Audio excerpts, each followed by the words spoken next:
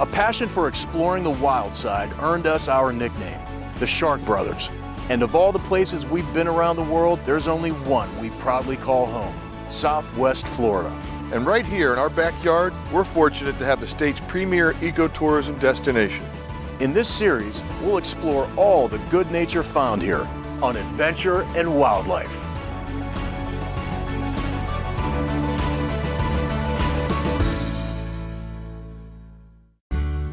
At the heart of Charlotte County, on Florida's southwest coast, lies Charlotte Harbor, an expansive ecosystem comprised of connected rivers and coastal beach habitats adjoining the Gulf of Mexico. For visitors and residents, the region is a boating, fishing, and nature lovers' paradise. Thanks, sir. We begin this adventure at Fisherman's Village in Punta Gorda with Captain Ralph Allen of the Kingfisher Fleet, a family-run sightseeing and fishing business that's been in operation here for more than 30 years. So, Captain, it's great to see you again, especially out here. You know, we can't wait to get to the fishing, but before we do that, can you just take a moment and tell us what's so special about this area and why ecotourism is such a big part of what the Kingfisher Fleet has to offer? God, that's going to take more than a moment because we have so much here. Your Charlotte Harbor, one of the biggest estuaries in the nation, second biggest estuary in the state of Florida, 250 square miles of water. I still stumble across things I haven't ever seen before after 40 years of banging around in Charlotte Harbor. There's just so much habitat here. Mangrove fringes, oyster bars, sand flats, grass flats, tidal creeks. Not only fish, we're full of things like manatees, dolphins, pelicans, eagles, ospreys. You know, it's a nature lover's paradise here. And so much fishing to be done here that you can fish every day for a month and not see the same thing 2 days in a row. Well, and right now it's in the tarpon season, it's springtime. What are the fish you think we might run into today? Snook fishing's great. We got cobia. Red fishing's good. On and on and on and on.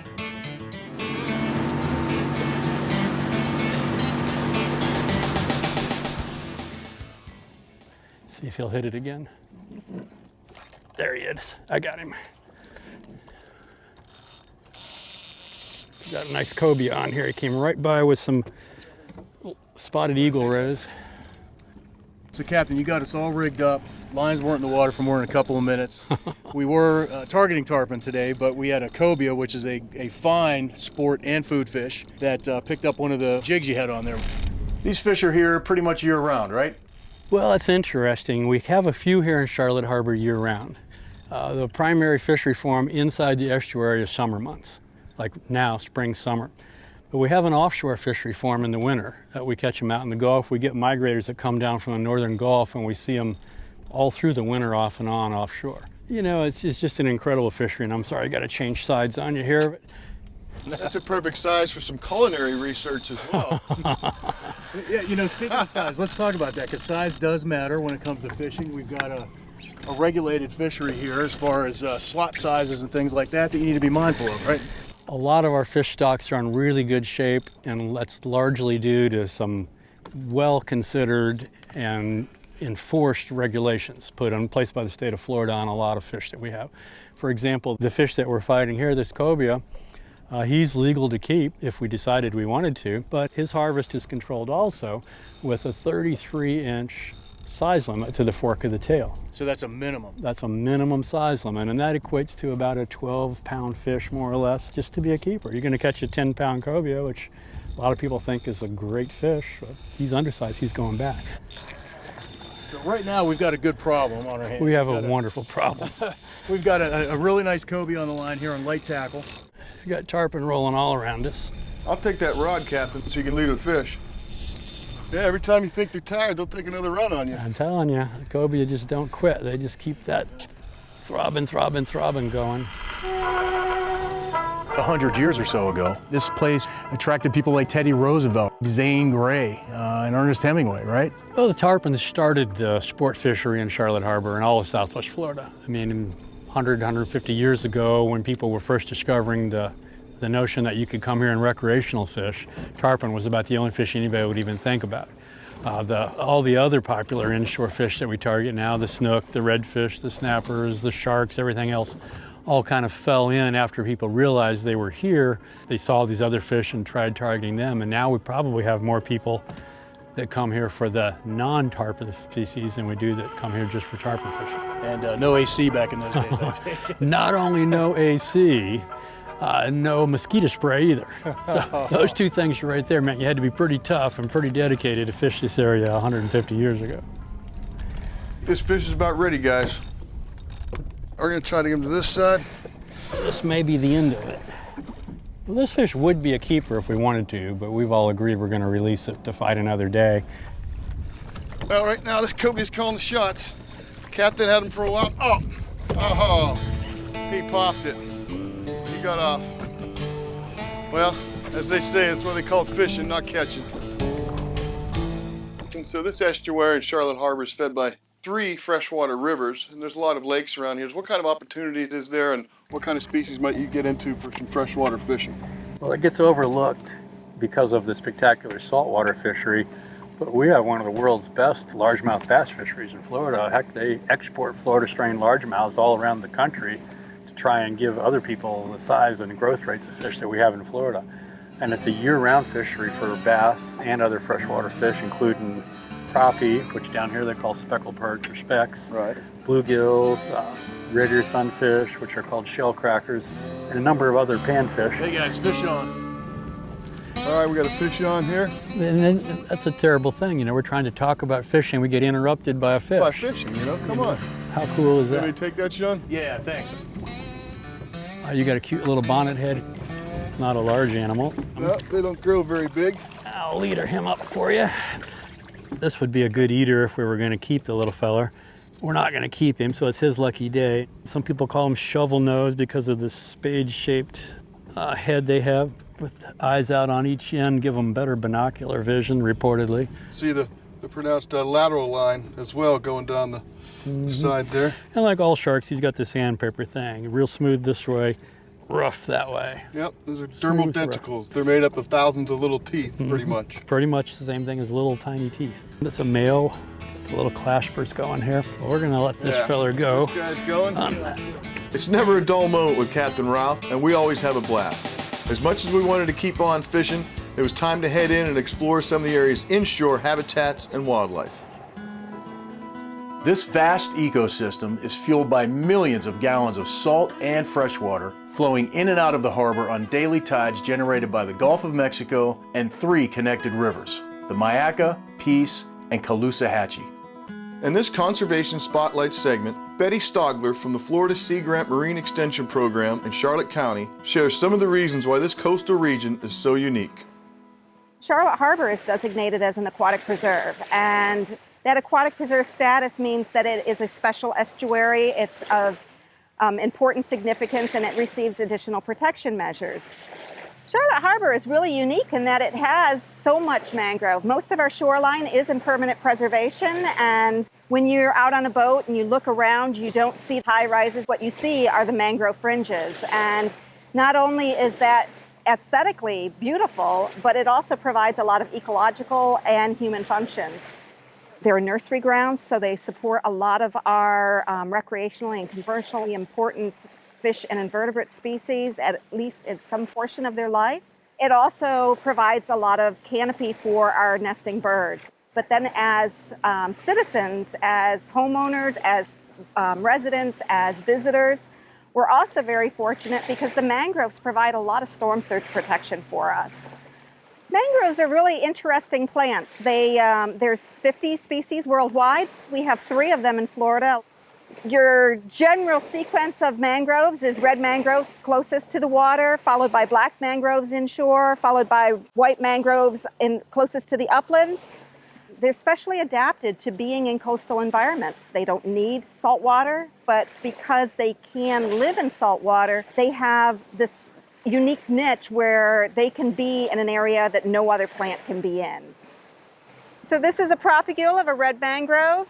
It has a little incandescent yellow flower, and then it turns into an embryo, and it's actually the living plant that's on the mother tree. The bean-like projection is going to get much longer. Eventually it'll fall from the tree, roots will come out the bottom and the leaves will come out the top, and at that point it's a fully functioning tree. I'm standing between a red mangrove and a black mangrove, and you can really tell the difference between the bark. The red mangrove has that real rusty color, almost reddish bark, and it's got those prop roots that hang down. Whereas the black mangrove it's more of a true tree. It's got a real defined bark system, and it actually gets its name from this black bark. These little knobs here on the red mangrove prop roots, these are lenticles, and this is where the red mangrove allows air to come in and go down to the root system, which is actually underground. And that's part of its adaptation strategy to live in this type of environment. This is a white mangrove leaf. You'll notice it's very elliptical. It's pretty succulent. At the base of the leaf, you'll see two tiny little projections. These are nectar glands. For years, we thought that these were salt glands, but in the last 10 or so years, scientists determined that these really are nectar glands for the close association that these plants have with ants and bees and other critters. People who come and visit Charlotte Harbor get to see the real Florida. It doesn't get any better than this. It's wild. It's what we have to offer. Natural beauty and at its finest. So ecotourism is extremely important in Charlotte County. The more people we educate, the more people we bring in and we show them our resources, the more they care, the more they want to protect what we have, and it just makes it better for everyone involved. For area visitors and residents, the Charlotte Harbor Environmental Center provides exciting and educational field programs, introducing people of all ages to the aquatic habitats and wildlife found along the harbor's hundreds of miles of shoreline.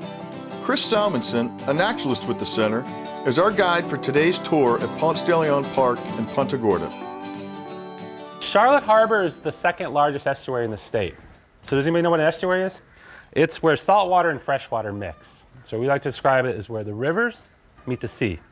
It's actually one of the largest completely protected estuaries in the world, Charlotte Harbor. All right, we're gonna talk about a few animals here. We'll get some nets real soon, go off into the water. Horseshoe crabs. Long before there were dinosaurs, there were horseshoe crabs. They're what we call a fossil species. You can dig 10 feet down in interior of Canada and find horseshoe crab fossils. They're quite unusual animals. They have 10 eyes, 2 compound eyes, and then simple eyes. The males have clear eyes, the females have cloudy eyes. Everybody's favorite food, scallops, clams, oysters. These are called bivalves. Anybody want to guess what bivalve means? How many wheels does a bicycle have? 2. So what do you see 2 of here? Shells. It literally means 2 shells. If you've ever been to Maryland, they claim to be the blue crab state. 7 out of 10 blue crabs in Maryland still come from the Gulf of Mexico. Peace River Seafood ships blue crabs to Maryland twice a week so that they can be the blue crab state. All right, we're moving on. Everybody's favorite, starfish. I think it's pretty obvious it's not a fish. Like seahorses, can you ride a seahorse? Of course not. Sand dollars, can you spend a sand dollar? No, it's not a dollar. So common name of starfish is still something that's used quite a bit. Although it's okay to call them sea stars too. With all that knowledge and then some, everyone was excited to get their feet wet and see what they might find beneath the surface. Dad, here's a baby tiny crab you can see. Mommy, I caught a crab. I think it's a small thing. What is this?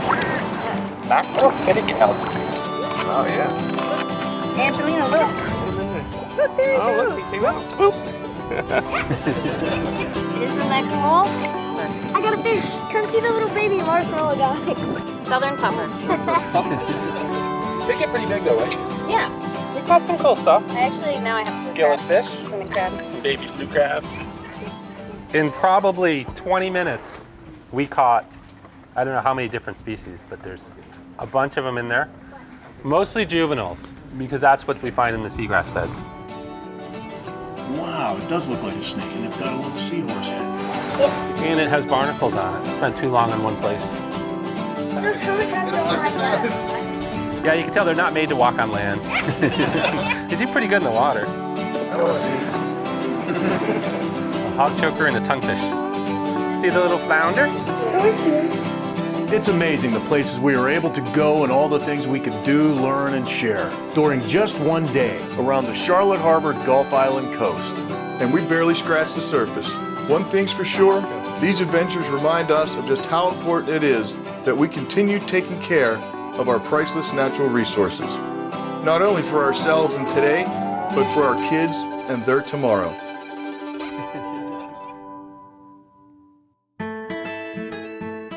We thank you for joining us, and thanks to all our special guests for sharing their knowledge and know-how. To explore our good nature, log on to pureflorida.com for all the information you need to plan your getaway. From the Charlotte Harbor Gulf Island coast, we are the Shark Brothers. Until next time, keep it wild.